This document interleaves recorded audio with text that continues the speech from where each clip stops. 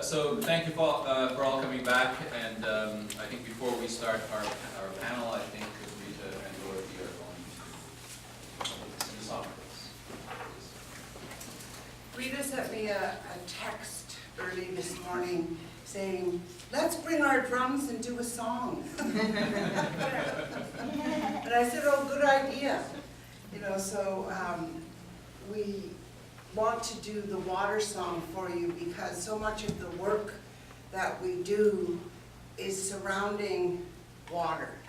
So this song is Anishinaabe. Comes from... Or we learned it from Anishinaabe people, and it's in the language of the water spirits, they say.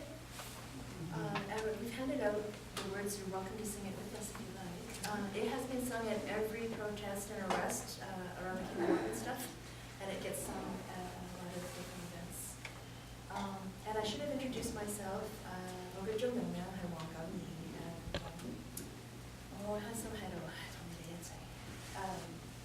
So I had forgotten to introduce myself in my ancestral language earlier, and was reminded what happens when you don't do that. Yeah, I need to do that as well.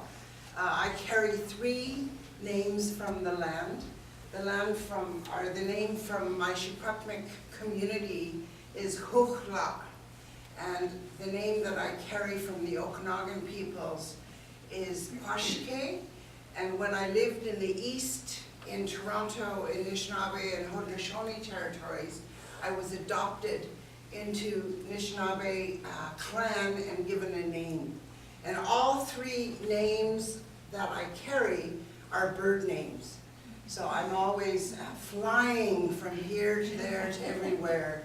So that's just to acknowledge who I am on these lands and to give thanks to the spirits and the peoples of these lands where we are today in this house of learning.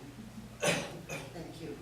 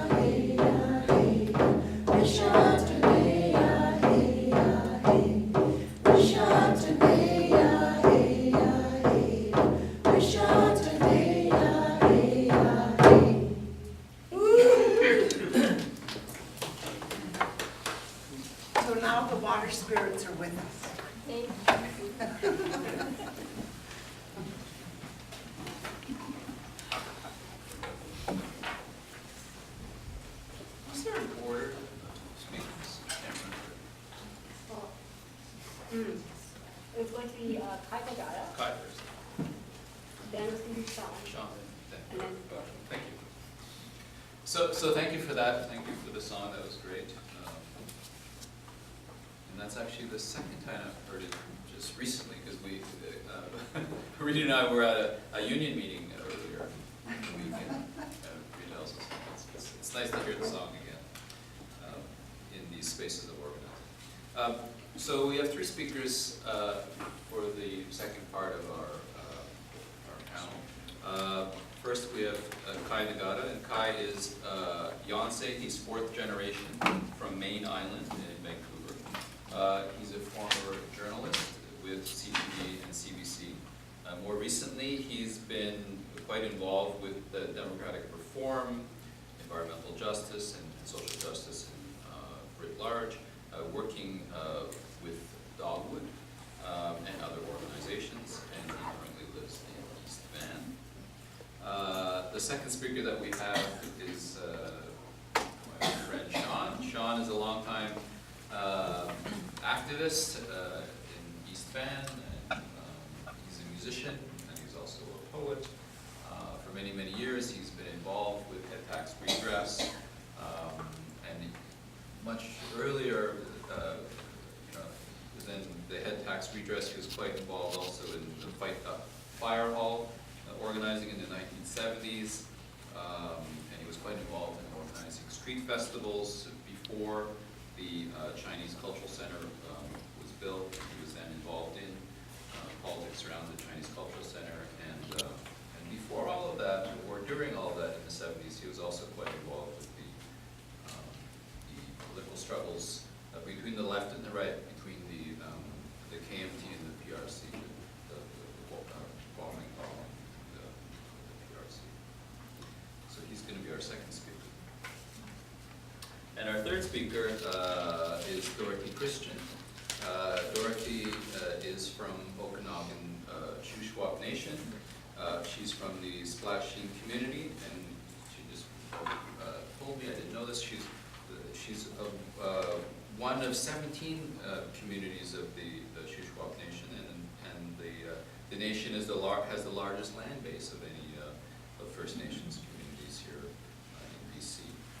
Her brother is the chief of the Splashing Tribal Chair of the Shuswap Nation Tribal Council. Dorothy is an independent scholar, a writer, an editor, and also a visual storyteller. So I will invite Kai to come up first and give us his thoughts. We're definitely bonded by our dog family. And then my dad was also Mike's eccentric neighbor for some time. So Directly across the street. Yeah. You know, engaging in his own healing practice by chopping blackberries with a machete every weekend, which I imagine would be pretty alarming when you've just spent $1 million on a house and then realize that your next door neighbor is an aspiring swordsman.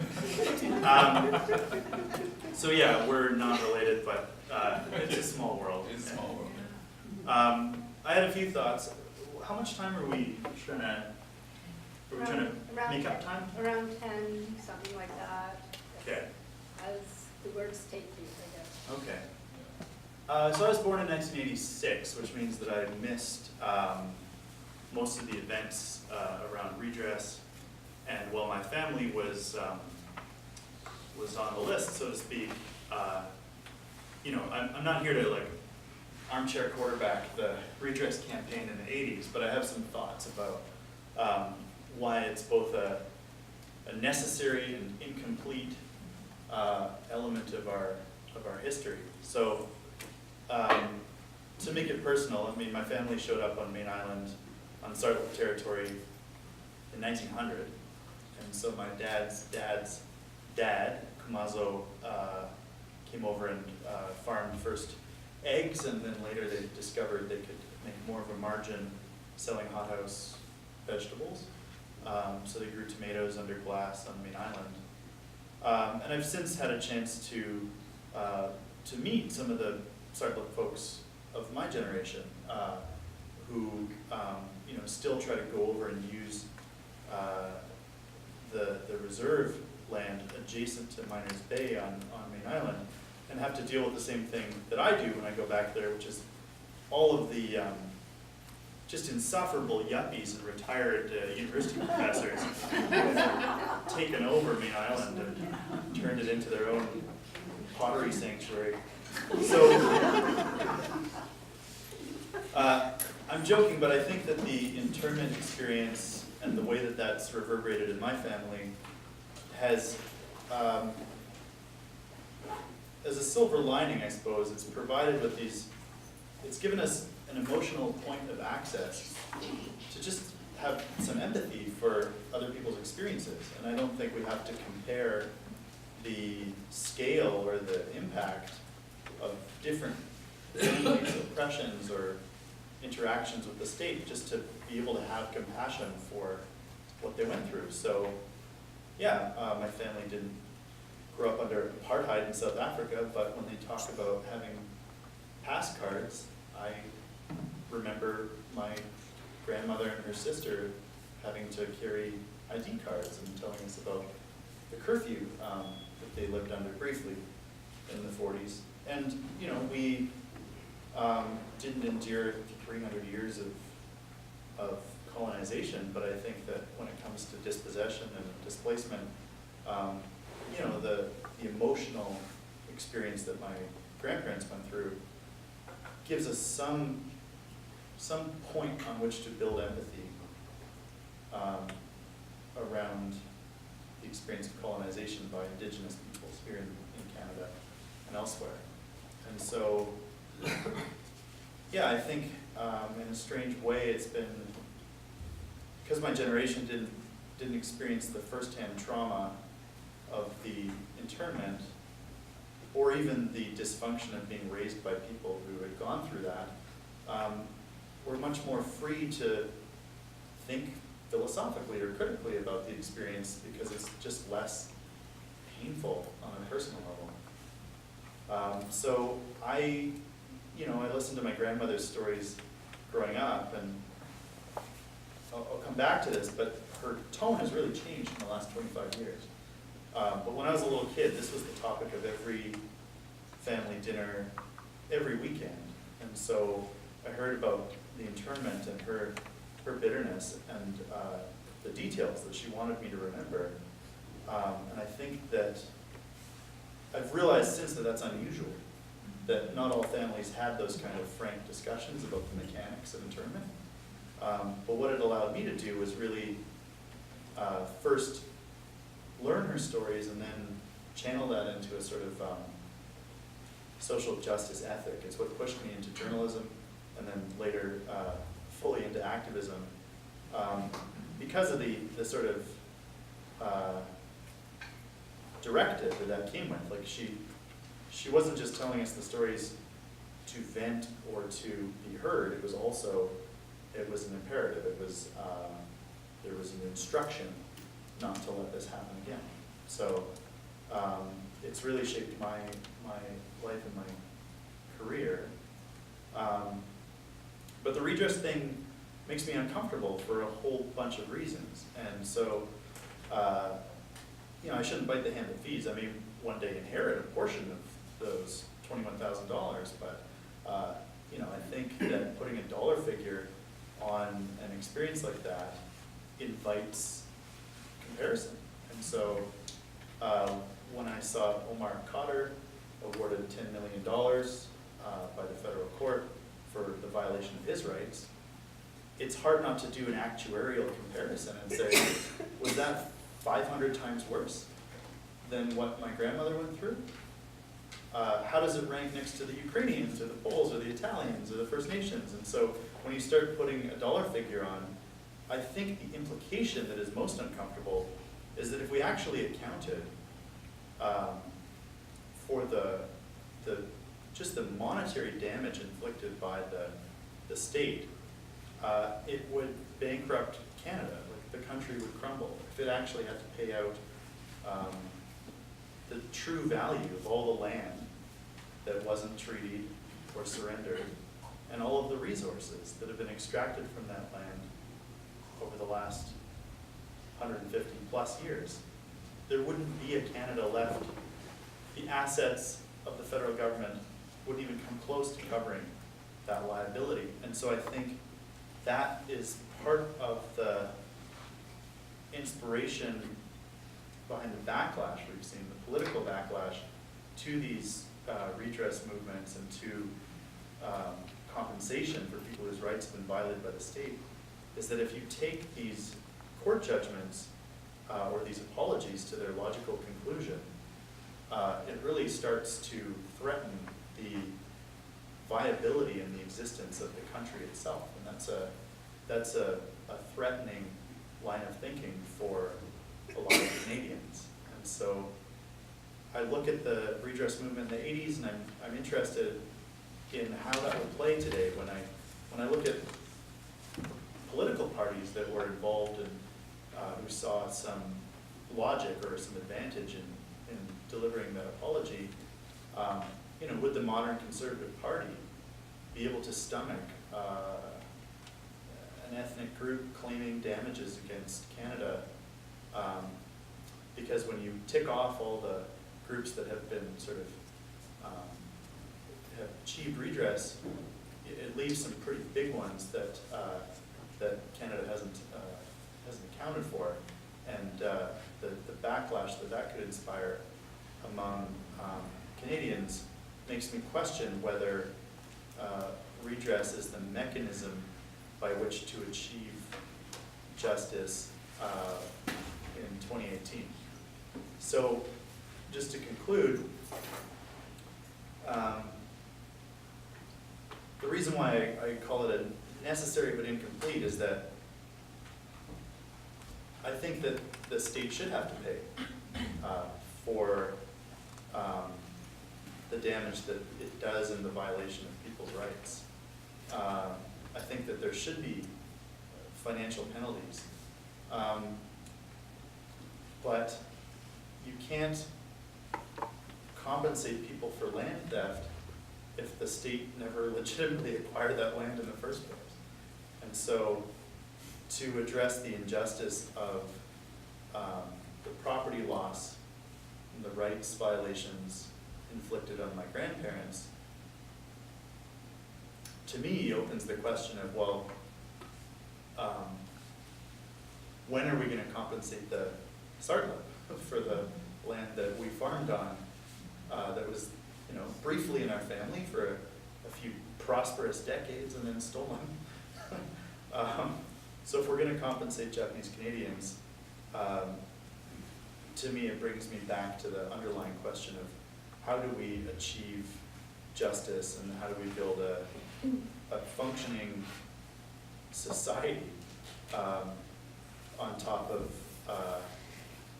massive unresolved injustice. And so, yeah, those are just some of the questions that I bring to this discussion. I've learned a lot in the first hour and a half, and I'm interested to hear more about those negotiations, just because I like politics and I like the art of the deal, for lack of a better. That's a terrible phrase. Go there. But it's fascinating to me because I want to know what the negotiating positions were. I want to know how much give and take there was and what political advantage the government saw and what their motivations were in ultimately acquiescing to the redress movement and issuing the apology, because I'm looking at it now through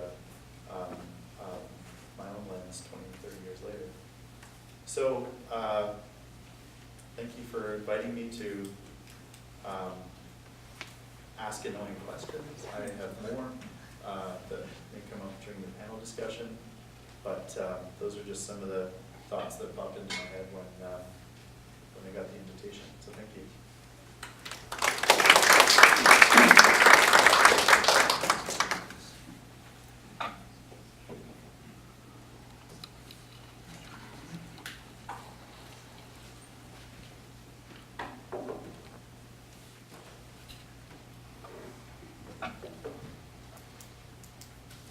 Okay, I'm Sean Gunn. I just need to introduce myself. As you can tell, I'm of Chinese descent. My family goes back, I guess, a long ways. I'm a pioneer Chinese family probably one of the first families, because I have a relative here born in 1861, a man named Alexander Montcalm. And anyway, by the time I was born, I never met my grandfathers on either side because they had passed, but I met Mr. Camio, I think at the age of 3, 1950s, and he was sort of like I guess a surrogate grandfather for me. And I guess it has to be one of the highlights of my life that I met this man. I guess the first Canadian of Chinese descent. And I guess I bonded with him because he gave me candies and stuff and dimes. It was a big deal to give a kid a dime. Anyway, so my family goes way back. And then on my mother's side, my grandfather, who I never met, was, let's see, my mother's father was a railway worker. Actually worked on railways, and he was quite a bit older than my grandmother, actually. So and my father came over to Canada in 1915, and he did pay the head tax, the $500 head tax. And so it was out years later, my mother received a $20,000 payment from the government. My father had already passed on, but unfortunately, but she was a survivor, the head taxpayer. So anyway, on that side, that's sort of my more roots here. But getting into the Japanese Canadian, Japanese, Japanese redress, I guess. Term. Yeah, I came along and I found I had met this guy named Ken Shikazi, actually, and he was very enthusiastic and one of the leaders in the community about this, and helped organize, participated in the the early Hall Street festivals, and mainly as a volunteer, but I was in the thick of things, and I'd gotten into an Asian Canadian, a folk rock band called Cocoa Rose Prohibited. And we played, because the Rice Company didn't like us using the name, so we added the Prohibited. And we played at quite a few of the early Hall Street festivals. And I know I tried to write a tune called Assimilation that was to address some issues of identity in that. We tried to kind of, some of our original tunes are touching issues like that. I think John Greenway wrote most of our tunes. And later on, I got into another band called Number One Son, which had a guy named Terry Watada out of Toronto, and Martin Kabaikawa out of Toronto, myself, and a guy named Quan Fu out of Vancouver. Yeah. Quan's with, is he still with that theater group? It's a comedy, Salted Fish? Salted Fish? They're still, they're still out there. Anyway, Quan's part of that now. But anyway, we were all part of this band, and Martin Kabaikawa had written this tune called Redress the Wrongs, which was a song about the issue of redress, which Number One Son, put out in our first, it was a tape. We didn't have it was before CDs and things like that. But anyway, personally, I found I had gotten into this, the Japanese redress, and it was like, well, it was inspirational because our head tax redress came a bit later, when the Chinese community got itself more together, and they established this organization called the CCNC, the Chinese Canadian National Council, which became a political organization of basically, the boomer generation, and the boomers from overseas, or influx from Hong Kong, came over, and we took the issue of head tax redress and finally got something for it. But, yeah, anyway, I found that the Japanese struggle earlier was very inspirational and, you know, a great learning experience, you know, for us in the Chinese community. And, any questions or? Do you wanna, Mike, do you wanna, like, should everyone speak and then questions later, or if you have questions now, or? Well, later, Yeah, or do we do now? Yeah, we can ask, since you've been so brief with the people who have questions. I mean, I wouldn't mind you talking a little bit more about the participation in those festivals. You said you were in the thick of things. Maybe you can expand on that a bit more. That would, I think, be of interest to the people in the room. yeah, okay, as a musician, I participated, and I guess as a volunteer, I guess the early festivals, there were crews, I was part of the setup and cleanup crews, and So in those festivals, was it mainly younger Asian youth, or was it people of a variety of a whole gamut of ages, or were there particular a particular kind of politicization of those festivals, or was it more a celebration of culture?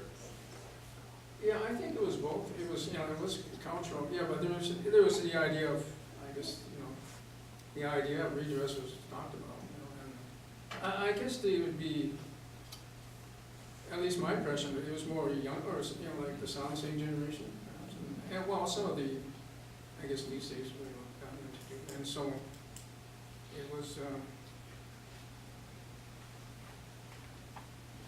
Well, the name of your band, Number One Son, you mentioned the other name.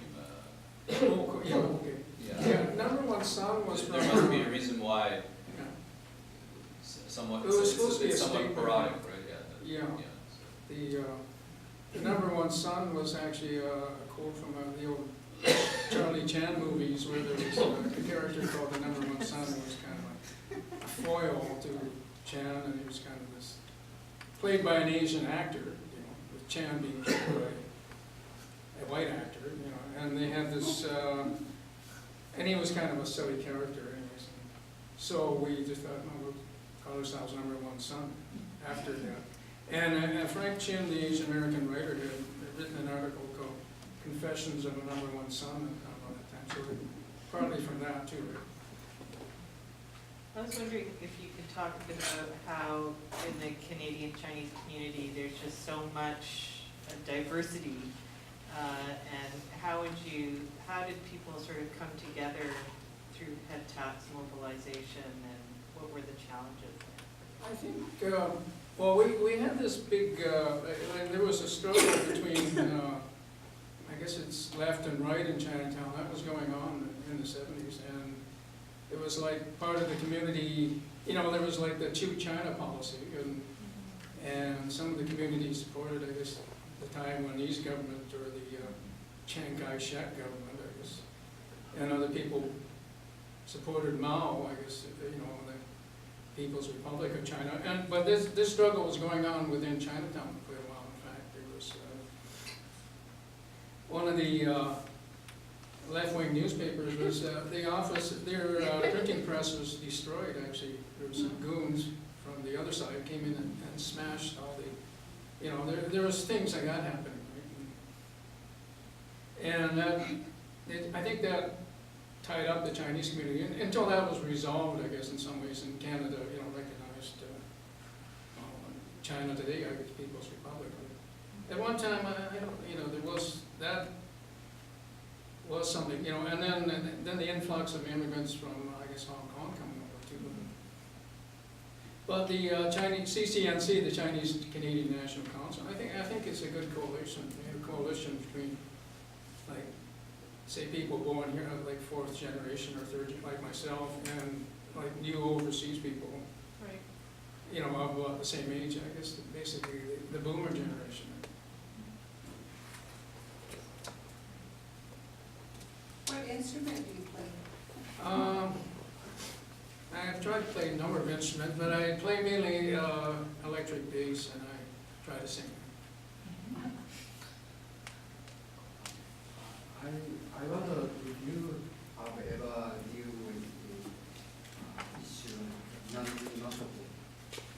Nanjing massacre of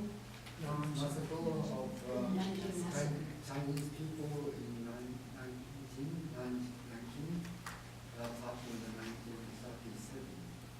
1937. The massacre in Nanking. Oh, I'm sorry, the Nanking Massacre. Yeah, you have to deal with that issue, and that kind of issue may have problems or conflict with the Japanese Canadian people. Oh, you mean there was some, Yeah. is that went over that issue? Yeah, I think in my parents' generation, there was some issues of that, yeah. Yeah, because recently I think in Canada they make Memorial Day for I think December 13th of Nanjing Massacre anniversary. So it's some kind of movement here. And I understand that Jenny Kwan, that member of parliament from Vancouver area, is one initiators to make it. To like commemorate it? Or that they to designate that day as for the commemoration of Okay, of the Nanjing Massacre. Yeah. So I was wondering if you have ever dealt with that issue of Nanjing Massacre of the Chinese Canadian community. Yeah, there's an organization called Alpha that does a lot of work around educating around World War II. So Tekla Lit, right, has been doing this for decades, this work. Okay, and they wish to. So, but you are not part of it. No, I am not involved in any of that. Yeah, sorry, I don't know too much about it. I've heard of it, but, Yeah, because that kind of issue sometimes become a conflict with the Japanese Canadian community. Japanese Canadians didn't like that. So some of the Japanese Canadians didn't like it. So we do something to celebrate the Nanjing Massacre. What? They celebrate. I'll take it. So you never had that kind of issues. No, not myself personally. I don't know. Already. Tekla's done so much work to try to get people to go to Asia, like teachers, right, to learn about that side of history and to refuse to repeat it, right, and to work around curriculum in schools. I mean, I think most of the work, yeah, sometimes there's a language barrier between the Chinese speaking and English speaking, right, within our communities, but she's been doing this work very solidly for a long time, yeah, and she's still doing it. Yeah. Okay, so I'm mindful of the time. I want to make sure that Dorothy has some time. Sure. So, thank you, Sean. It's so interesting that your great-grandfather would have come in 1861 because I'm reminded that in 1860, I think it's Isaac Russell, according to this plaque that's in East Van, in the park that I go to, it says in 1860 he's the first white person to live in Vancouver. Who was that? Isaac Russell, so your dad would have come the year Oh, after. the, Mr. Camille? Yeah. Yeah, he was born in Victoria, what's now Victoria, I think it was called Port Douglas. Yeah. It's, So he was actually preceded, or almost, yeah, just 1 year after. just 1 year after. Yeah, I think Vancouver, yeah, was nothing until, Yeah. I guess Victoria was the city. Yeah. Thank you. The view is very different from here. The acoustics too. Yes. Yes. Just to begin, I would like to acknowledge again the lands and the spirits of these lands and the peoples whose lands we are on as we conduct our gathering today. And I live, work, and play on the territories of the Coast Salish, and I've been here for about 14 years. And just to fill in the blanks a bit from what Mike introduced me as, I'd like to just give my my academic history, I guess. I started out finishing my BA at the University of Toronto. And I did a double major in political science and religious studies.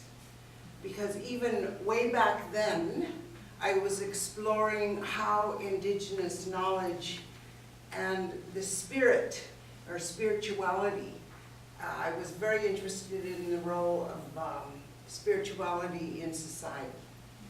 And then I went on to work professionally in the film and television industry for a national broadcaster, and I traveled all over Turtle Island, what you know as North America, and I brought stories to the national screen culture here in Canada. And I went into Mexico as well to bring some stories from there, Indigenous stories, to the screen here in Canada. And after I finished there, I decided that I wanted to go and do some academic work, some graduate work. So I enrolled at Simon Fraser, and that's how Kirsten and I became acquainted. After I fired my first supervisor, I shifted and asked Kirsten to please be my supervisor because I needed someone who had a race consciousness about the work in the academy. And in that graduate work, I was exploring even then how Indigenous cultural knowledge informs production practice in terms of visual storytelling. And then I went on to do my PhD at UBC in the Educational Studies Department, and I went deeper into how cultural knowledge informs production practice. So I'm always saying it's about story and the land. So I'm going to say it here again, it's about story and the land. And I'll start with a quote. Land is at the root of any issue or conflict you could care to name involving Indigenous and settler peoples in Canada. And that comes from Barker and Battelle-Lohman in a book that was published in 2015. And it's about Indigenous settler relations in 21st century Canada in terms of settler colonialism. And what interested me about that book is that it's two young white scholars who actually took the time and did their PhDs and researched in depth the relationship. And they caught my attention because they actually looked at immigrant relationship to the land and made distinctions between how that relationship relates to the original peoples of these lands. So that's why I say it's always about the land and it's always about the story. So I just came back from Toronto. I was there, I was away for 10 days out of this province. I was invited to curate a program for the 2018 Imaginative Film Festival, where there are films that come from all over the world. And I was so excited to see films from Siberia, from Iceland, from Mexico, from Peru, and as well here nationally and regionally. Our stories have shifted in that they are coming from within the culture, finally.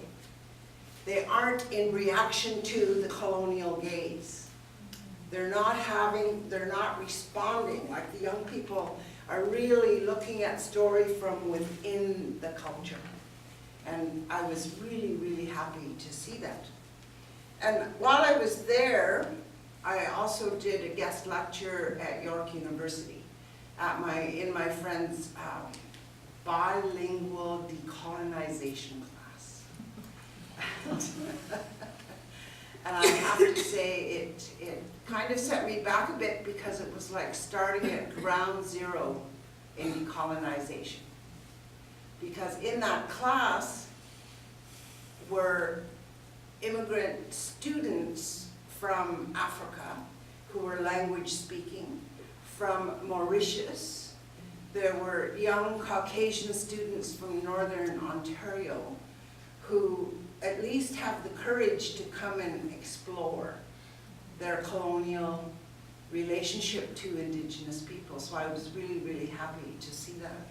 But when I say that it's about the colonial story and the Indigenous story, I look at those two in terms of how they talk about themselves in relation to the land and to the resources. And when I say that it's about story, you know, it's really about relationship building. Because Indigenous knowledge is very relational. It's about your relationship to the land. It's about your relationship to each other. It's about your relationship to all the beings with whom you share the land and the space, right? It's very relational in that sense. For instance, when I talk about relationship building, the woman whose class I was a guest lecturer in while I was in Toronto, her name is Victoria Freeman. And she's like 13th generation settler family here in Canada. And she and I have been friends for over 30 years. We realized that when we saw each other this year. And she had to really put up with my initial anger when I was in my 30s and dealing with my own racism and my anger towards white people. And as a result of hers and my relationship, she wrote a book called Distant Relations: How My Ancestors Colonized America. You know, but when I talk about relationship building, so it goes back to that, right? So we had to go through lots of uncomfortable things together in our friendship and in our relationship building. That's what healing is. It's being uncomfortable. Being willing to be in that discomfort and still hold on to each other's humanity. Victoria and I have been able to do that. We've had some pretty tough situations, you know, but we were also in some really glorious situations. In 2002, we spoke at an international gathering in Switzerland where we spoke to the UN Initiatives for Change conference, and we addressed 700 people from countries from all over the world. We talked about our Indigenous settler relationship. Back in 2002, that was long before decolonization became the buzzword. You know, so it was interesting in that after we spoke, the energy and the conversation amongst all those 700 people shifted. Because there were lots of people there from the colonizers and the colonized, but they had never ever acknowledged that in that relationship in that way before. You know, there were many people who were still very servile to their colonizers. You know, so it's an interesting journey when you're building relationships. So my next longest relationship is this woman here, Rita Wong. She and I met in 2002 when Lee Merkel introduced us. And since then, we have developed a very strong, solid relationship. I call her my Okwe. She's my sister friend. That's a word from my language. I had to call home and ask my sisters, how do you say that? And Rita and I have done some interesting work together, and we continue to. I mean, the latest is her arrest at the Kinder Morgan gates. And I went there with my eagle fan and my drum and my medicines, and we did a Redress presence during the time of her arrest. You know, so it's like we've gone through so many things, you know, and I've yet to take her to my home community to meet my biological family. And she's just, I was taken to her family last year. Yeah, last year.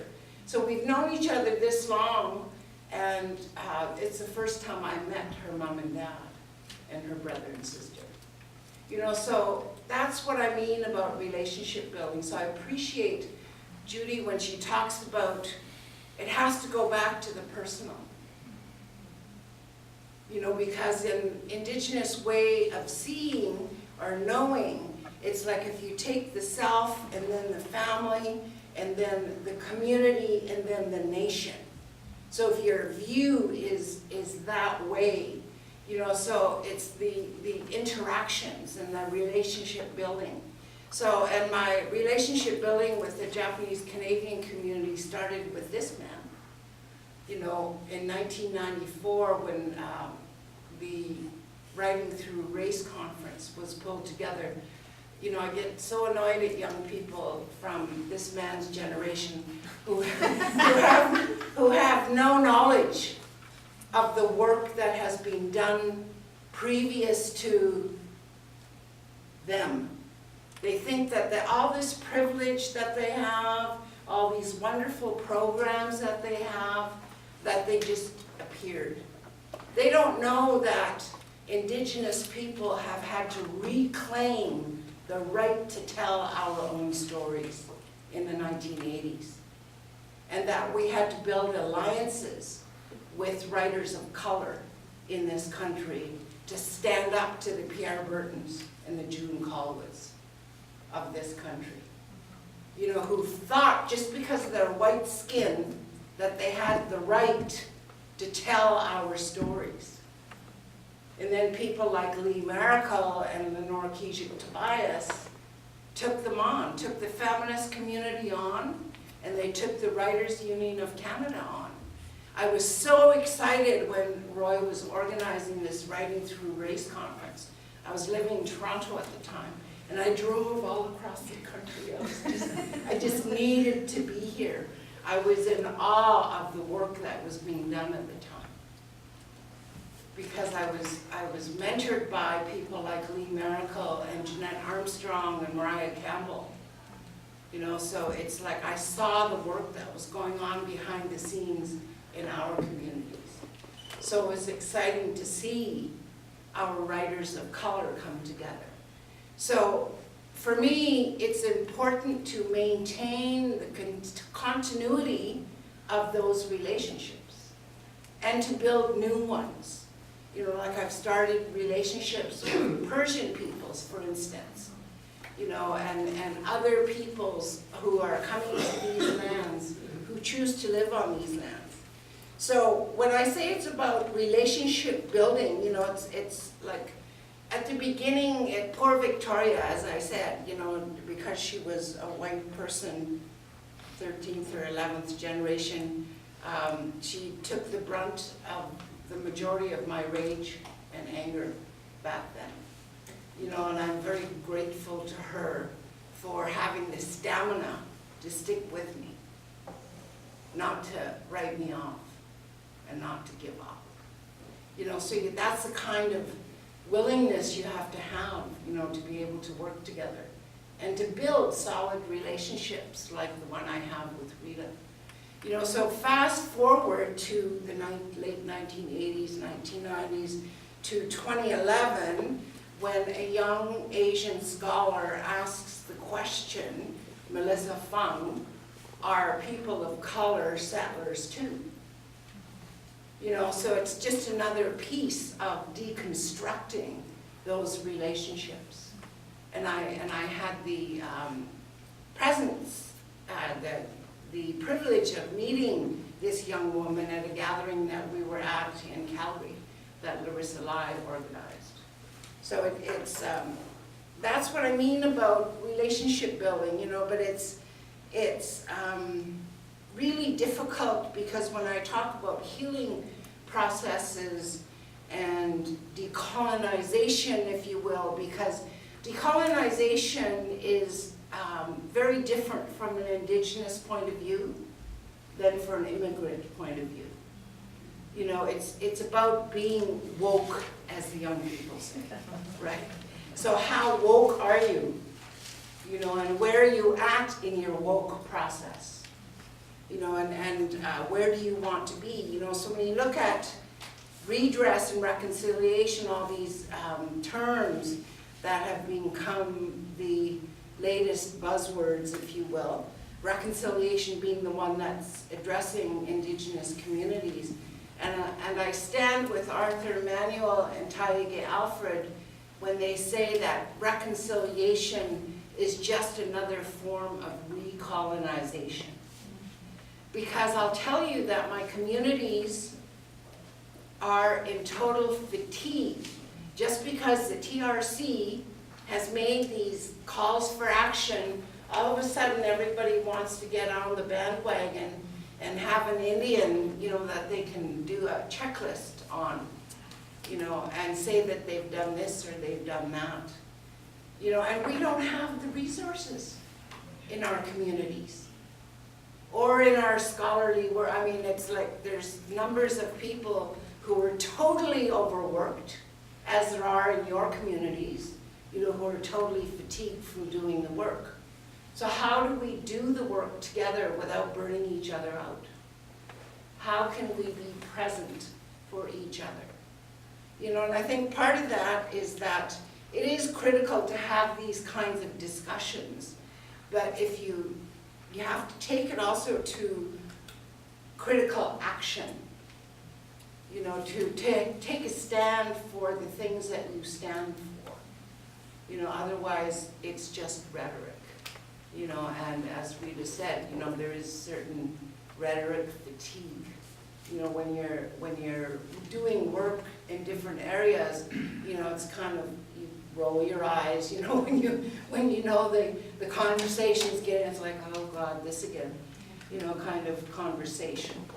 You know, but it's like we have to continue to work together as communities of color in whichever form that takes, you know, and not buy into the divisiveness that the federal government wants us to do, you know, but it all takes time.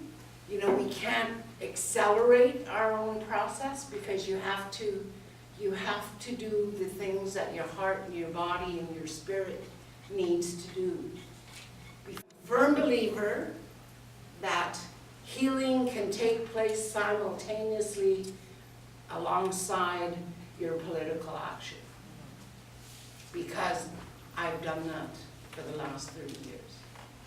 You know, I don't burden other people with my healing process or what I'm regurgitating or what I'm emotionally, you know, tied up in or whatever. You know, if you're there to get the work done, then let's stand together and roll our sleeves up and do that. All my relations.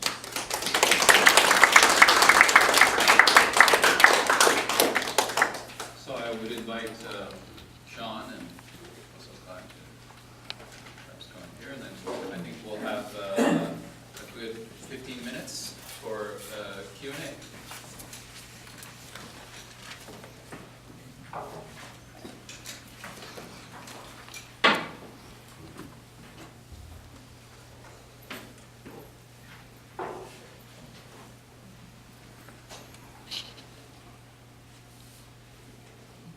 Grace, do you have some thoughts? You haven't, you're one of our speakers in our community.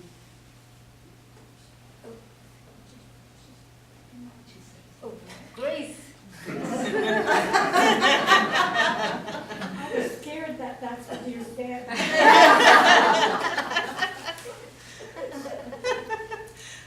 To be honest, I came here, you invited me originally, and I felt that I couldn't because I'm trying to write my own memoir for my children. I have 2 sons and 5 grandchildren. And so, I wasn't sure what I would say. And listening today, I have to admit that the first half, before we had the break, I have to admit that I was close to tears. It was really affecting me. And I couldn't tell you why, except that we were talking about a period in Japanese Canadian lives, my family and my life, because I was interned as a grade 2 student. So I'm an octogenarian, oldest in this room. And so therefore, I find that everything I experienced in my childhood, particularly into my teens when we moved out of the internment site, during which time we were all Japanese Canadians, so that we were like living in a family community. And coming out of there, pre-teen, I found myself not good enough.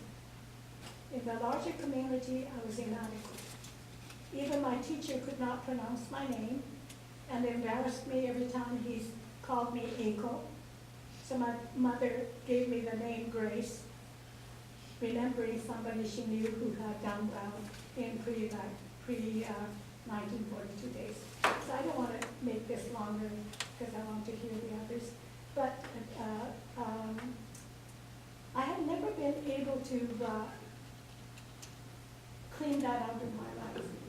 Everything I did through these years, when I'm working with, I was a curator at the University of Manitoba School of Art. During that time, I went out north to work with the Indigenous, the Inuit communities in their printmaking. And then in Saskatchewan, I worked with the Cree Nations.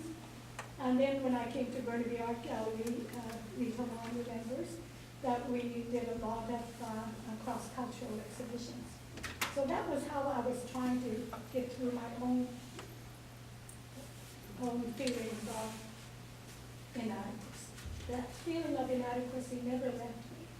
And so to this day, I find myself here today. I should be holidaying somewhere, but I'm still going to these things. And so today I found myself really close to tears first half without knowing why. And therefore I didn't speak out. And I know one of the reasons why I did turn you down when you did ask me if I would like to join you is because I know I'm still dealing with those issues. So, and isn't it sad at my age that I'm still dealing with those things? So, but anyway, so I'll stop talking, because when I start talking, I can't stop.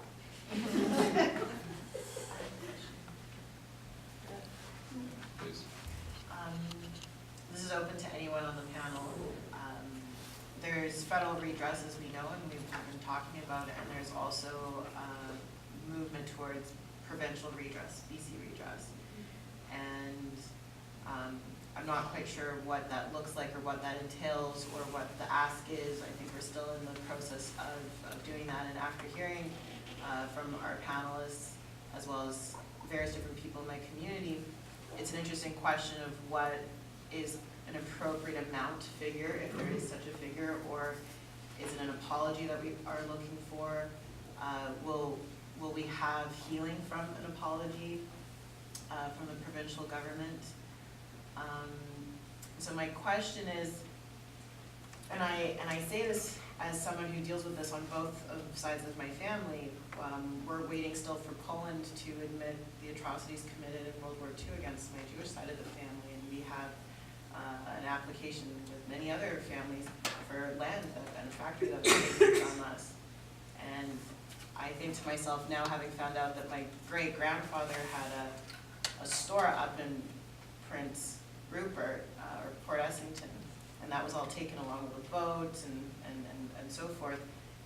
It's true, if we combine all the property loss and financial loss from every single Japanese Canadian, we will bankrupt the entire country. I get that.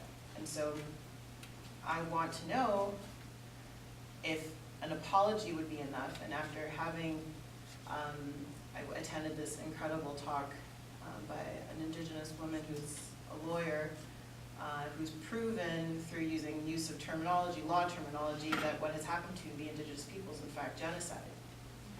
And I think to myself, we have in the Japanese Canadian community, a 98% intermarriage rate. Most of us don't know the Japanese language. Most of us don't know culture. We are essentially, effectively, no longer Japanese Canadian. We are mixed. And would it be enough to have an apology?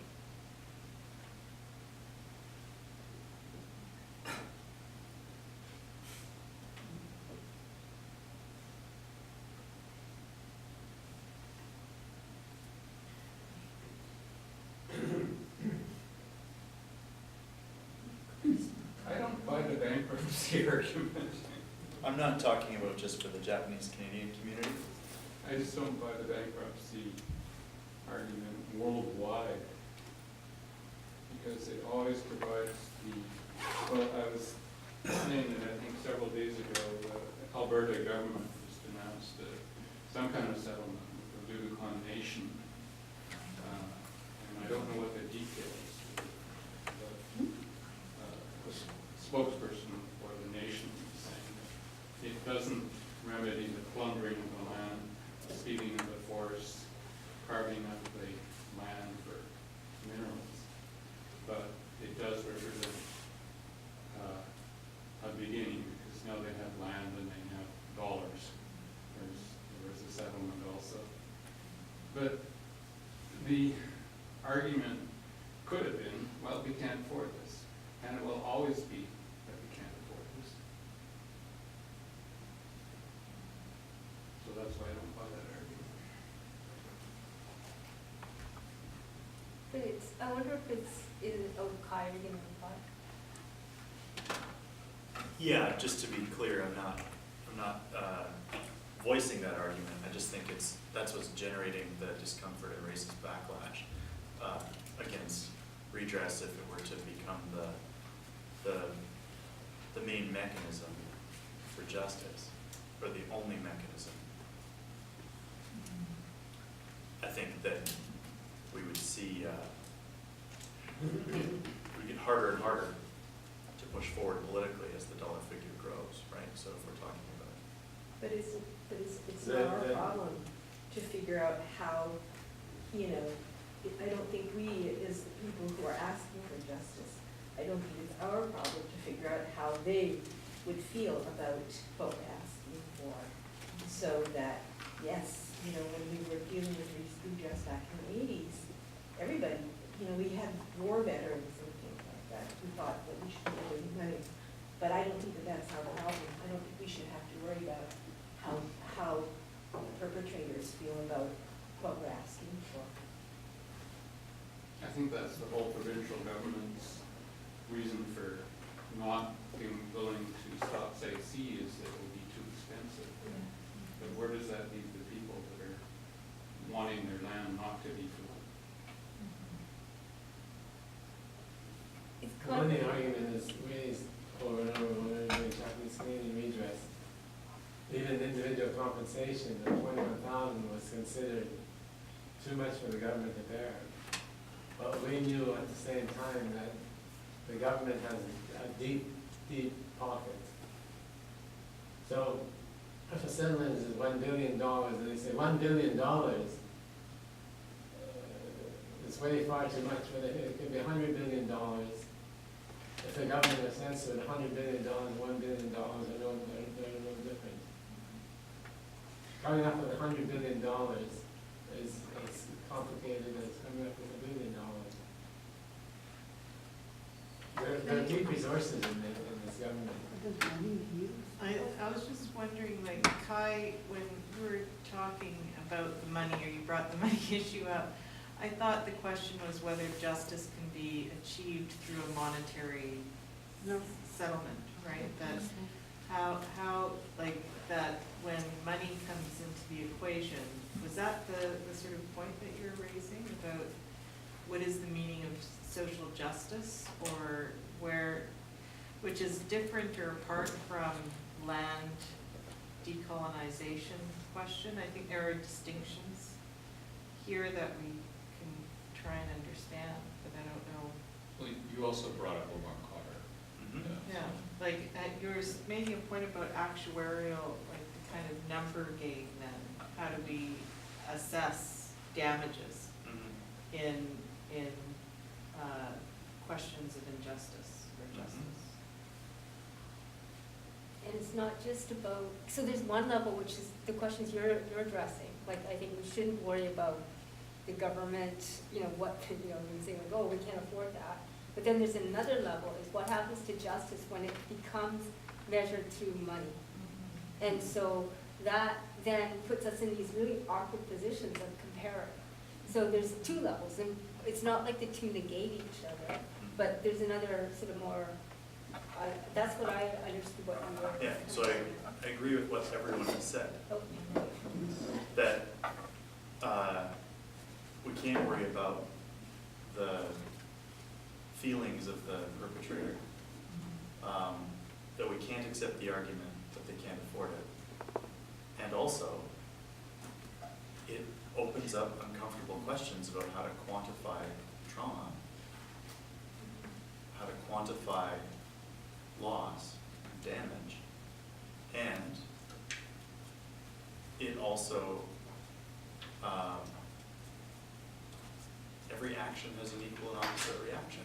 And so the political reality is that if injustice is measured in tax dollars, that will also fuel the backlash as that dollar figure grows. And so I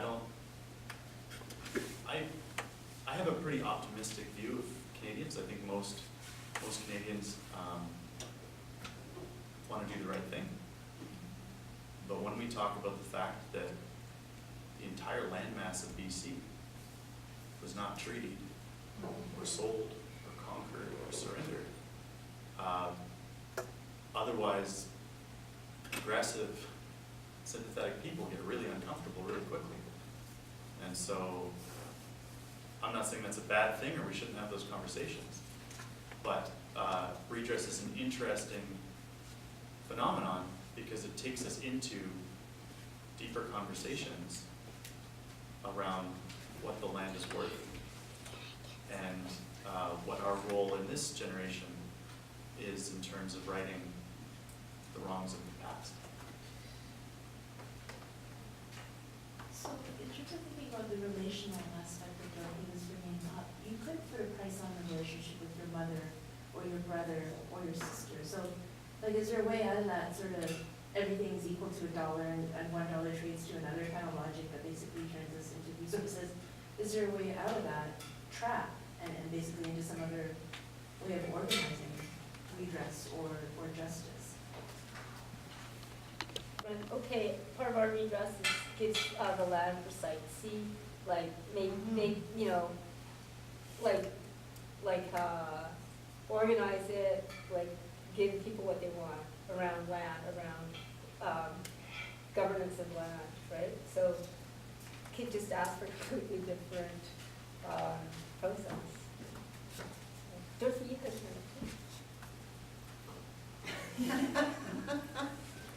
Well, I just keep thinking about the fact that we are living within a capitalist system that I hope will collapse soon.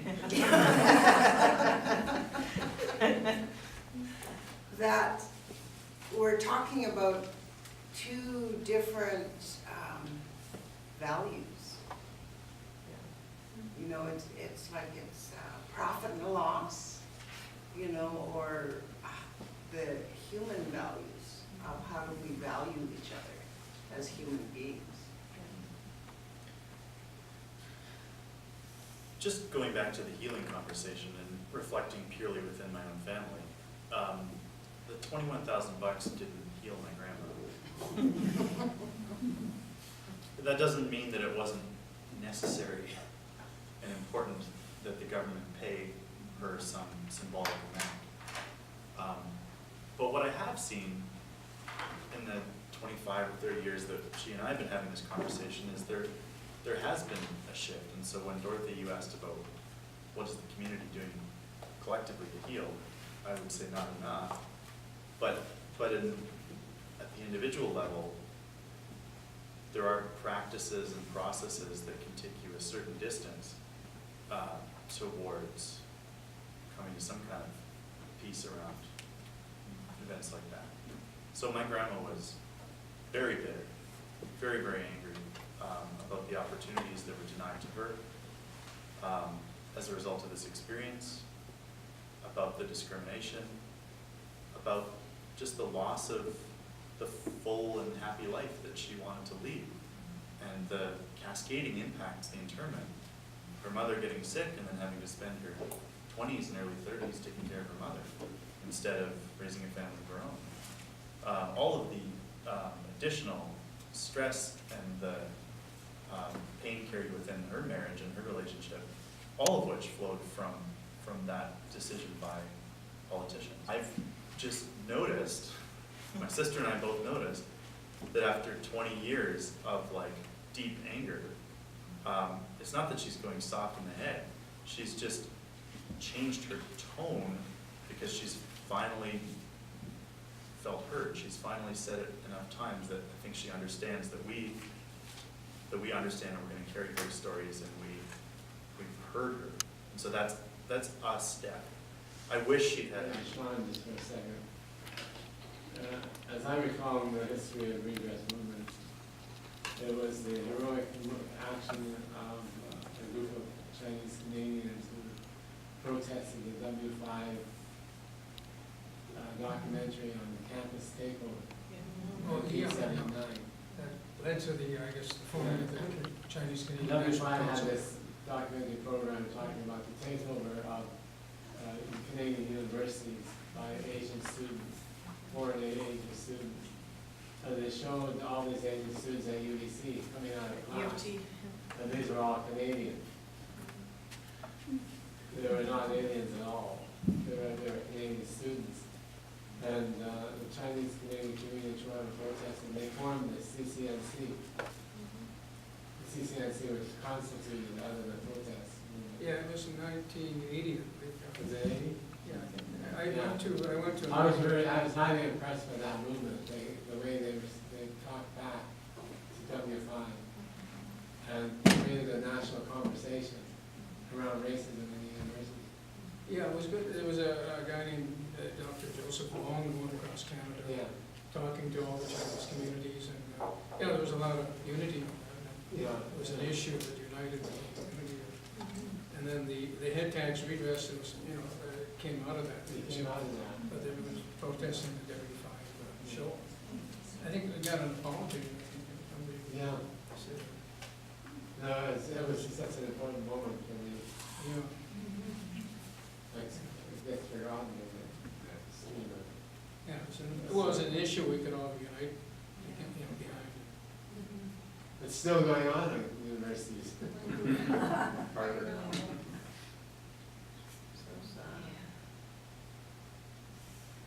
I'd like to say something, regarding,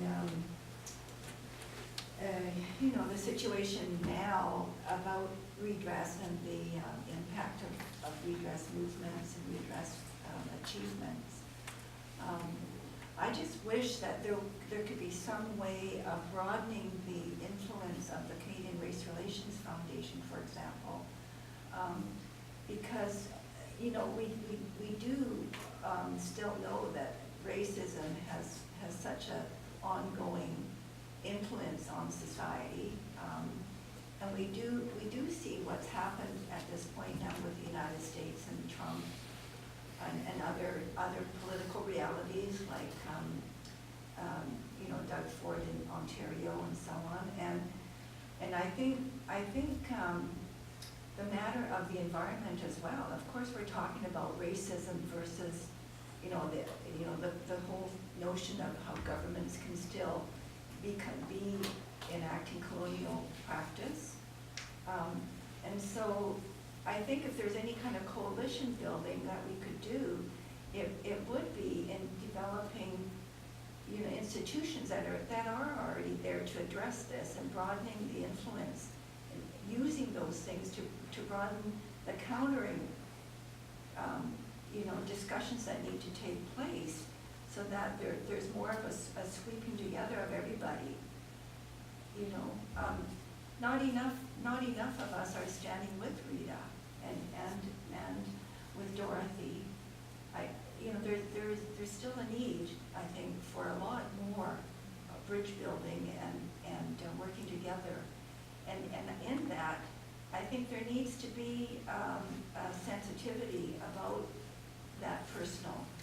It all comes together. When there has been an injustice against a community of people, people seem to look at that as being a political process, a thing that has happened to a community. But for every single community, there's an individual story of just the last straw for some people. The last thing that could have happened to them, and then things were destroyed in that family. And I do think that that's the reality, really, at every single level. I think there's this ongoing reality of injustice, and it's deeply destructive impact.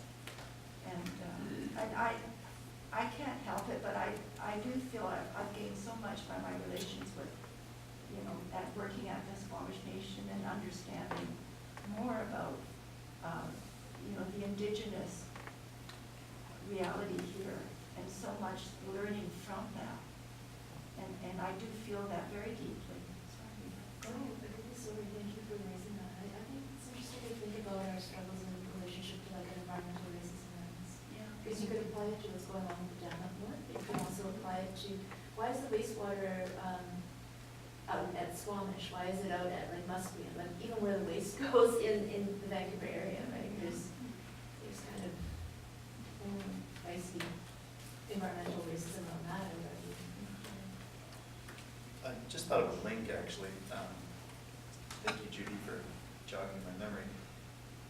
We've been talking about the compensation aspect of the redress movement, but if I recall, part of the achievement of redress was also to change the War Measures Act. Am I right? Yeah, it was rescinded the year before our settlement. We called for the rescinding of the War Measures Act. The federal government actually rescinded it So that before the settlement. that is interesting and important to me, which is that the experience of the JC community provided the political impetus to change legislation, which arguably could have longer reaching impacts than the monetary settlement itself. And so I don't want to lose sight of that legislative change, because sometimes there are moments when you can organize around an issue or an event to move the goalposts a little bit in ways that have far-reaching consequences. And in relation to the pipeline fight, here's the link. Not having the War Measures Act requires the province to appeal to the federal defense minister to bring in the military, as opposed to the federal government being able to make the decision to send in the military. And so when the natural resources minister threatens to use troops against First Nations and against pipeline protesters, that threat is hollow without the Attorney General of British Columbia invoking aid to the civil power. And so because of the redress movement, the federal government actually cannot, on its own initiative, use the military against the nations defending their territories in BC from Trans Mountain. Unless they come outside. Absolutely. So this is, Yeah. it just moves the battle lines, right? And so that means that in British Columbia, we have to make sure that our Attorney General doesn't flip on the pipeline. And that's my bread and butter, right? Like that's what I get out of bed in the morning thinking about. But that's the link between the redress movement and the victories in the 1980s and frontline land defense. The NAJC presented a 90-page brief when the War Measures Act was rescinded, and they bring in the Emergency Preparedness Act. Yeah. And exactly. we've lobbied the government successfully in inserting redress into that act. Whether, what happened to it now, I don't know, what happens to these legislative documents, they just get tossed out after a while. The Terrorism Act. So that change may have prevented Stephen Harper from sending in the troops to get in Bridge Belt. Like, that's a real concrete course correction as a result of redress that may indeed have saved. On the other hand, when we negotiated the Race Relations Foundation, the initial document that we prepared that is signed by the federal government created us an institution that was radically different from what we have now. At that time, membership on the Race Relations Foundation was supposed to be done through ethnic community, direct participation. This is what we had, and the board of directors would be elected from different communities. Now they're appointed by the minister. So the minister controls the board. Somebody leaves, they just appoint whoever they want. These people have no necessary representation within any community. So they took control over the foundation. And they're threatening to cancel it. They want, the federal government doesn't like that foundation. The only reason they can't cancel it is if they have to give the money back to Japanese Canadians. And it would probably be the $24 million. But it's still owing. Right? And that's one of the reasons why we don't take part in that institution. Maybe we should That's get what that my brother is telling me. That's how you know. and put it into. Well, it'd be interesting if the NJC got the money back. We created a citizens forum Yeah. foundation. Maybe we should get that 24 million back and create a foundation for reclaiming the land. Some think tank on. Yes, how to get the land back. I'm into that. Okay, well, let's do it. I was gonna say, because I've been talking to the Canada Race Relations Foundation, talking about some of the projects that I'm working on, and I keep being shot down every single time because it's too progressive, too community, too grassroots. And I'm thinking, well, then what do you do? And it's been The initial so. constitution was it's a grassroots organization. Yeah. The primary principle was, could Japanese Canadian apply for a redress to mount the redress campaign from the foundation? If the answer is no, then we don't support the foundation. But But does, you couldn't get support today. but does the foundation really need public support? It currently doesn't. No, it had its own fund. But not enough funding to really. Well, I'm mindful of the time, so that might be a good point to end, in the sense that maybe we should have a smaller meeting about how to take over the CRRF after we end this, maybe a letter writing campaign.